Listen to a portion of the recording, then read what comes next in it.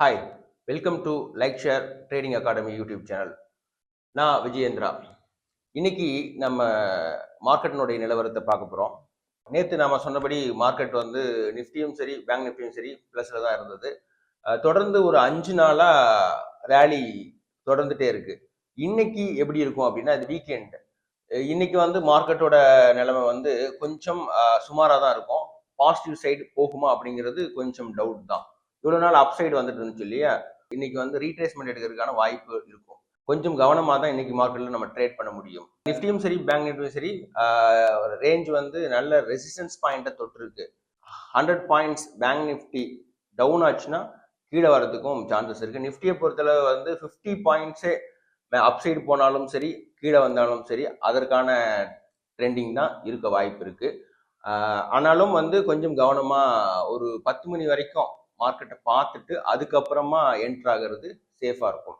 இன்னைக்கான market news என்ன அப்படின்னு பார்த்தோம்னா, யூஎஸ் டாலர் வந்து இன்க்ரீஸ் ஆயிருக்கு, ருப்பி வந்து டவுன் ஆயிருக்கு. கடந்த 10 வருஷத்துல பாண்ட் ஈல்ட்ல 6.95% தான் ஏர்ன் பண்ணியிருக்கோம். இது வந்து ரொம்ப கம்மியான பர்சன்டேஜ் தான். அதாவது கிரெடிட் ஸ்ப்ரெட் வந்து குறைஞ்சிருக்கு.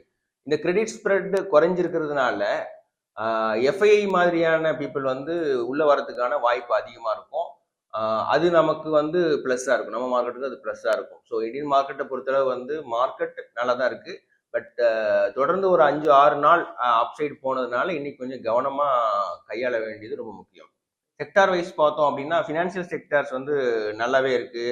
ஆட்டோமொபைல் வந்து ஜிஎஸ்டி கொஞ்சம் ஸ்லாப்ஸ் கொஞ்சம் கம்மி பண்ணதுனால அதுவும் கொஞ்சம் ப்ளஸ்ல தான் இருக்கு.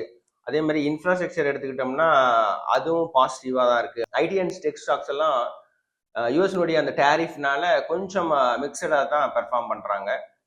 அதுக்கப்புறம் டவுன் சைடு அப்படின்னு பார்த்தோம்னா எஃப்எம்சிஜி செக்டர்ஸ் எல்லாம் டவுனில் தான் இருக்கு. அதுவும் வந்து இந்த டேரிஃப்னுடைய தாக்கம் தான். அப்புறம் யூஎஸ் ஃபெடரல் ரிசர்வ் வந்து இன்ட்ரெஸ்ட் வந்து கம்மி பண்ணுறது கொஞ்சம் டிலே ஆகலாம். ஏன்னா யூஎஸ் மார்க்கெட் வந்து தொடர்ந்து அப் சைடு தான் போயிட்டு இருக்கு. அது ஒரு காரணமாக அமையும்.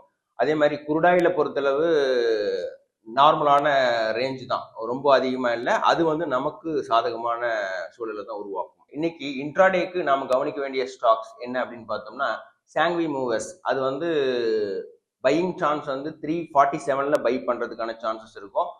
ஸ்டாப் லாஸ் வந்து ஒரு 10 பாயிண்ட் கீழே வச்சுக்கோங்க, 335, 37 அந்த மாதிரி.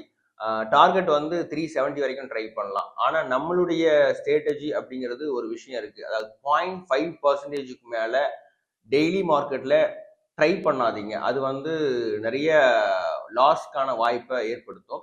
0.5% எடுத்தாலே நீங்க வருஷத்துக்கு 100%க்கு மேலே எடுக்கலாம். இதை ஒரு ஸ்ட்ராட்டஜியா வச்சுக்கிட்டு நீங்க மார்க்கெட்ல ட்ரை பண்ணுங்க. நிறைய லாபம் சம்பாதிக்கான வாய்ப்பு இருக்கும். அடுத்த ஸ்டாக் வந்து செர்மா எஸ்ஜிஎஸ் டெக்னாலஜி. இது பையிங் சான்ஸ் வந்து 744ல பை பண்றதுக்கான வாய்ப்பு இருக்கலாம். டார்கெட் வந்து 800 வரைக்கும் போகலாம். இதனுடைய ஸ்டாப் லாஸ் அப்படின்னு பார்த்தீங்கன்னா ஒரு 20 to 25 பாயிண்ட் டவுன்ல வச்சுக்க, 720 அந்த மாதிரி கூட வச்சுக்கலாம். அடுத்தது Godavari power and Ispat limited. இதுவும் வந்து பையிங் சான்ஸ் வந்து 223ல பை பண்றதுக்கான வாய்ப்பு இருக்கும். இதனுடைய டார்கெட் எடுத்துக்கிட்டிங்கன்னா 239 வரைக்கும் போகலாம். ஸ்டாப் லாஸ் வந்து ஒரு 215ல வச்சுக்கோங்க. ஓகே. அடுத்த ஸ்டாக் வந்து கோ டிஜிட் ஜெனரல் இன்சூரன்ஸ் லிமிடெட். இதுவும் வந்து 372ல பையிங் சான்சஸ் எடுத்துக்கலாம். டார்கெட் வந்து 400 வரைக்கும் போகலாம். ஸ்டாப் லாஸ் 360 வரைக்கும் வச்சுக்கலாம். இந்த ஸ்டாக்ஸ் எல்லாம் நம்மளுடைய ரெக்கமெண்டேஷன்ஸ் கிடையாது. இதை வந்து நீங்க அனலைஸ் பண்ணி உங்களுக்கு அது சாதகமா பட்டுச்சு அப்படின்னா நீங்க ட்ரேட் பண்ணி லாபம் சம்பாதிக்க என்னுடைய வாழ்த்துக்கள். All the best.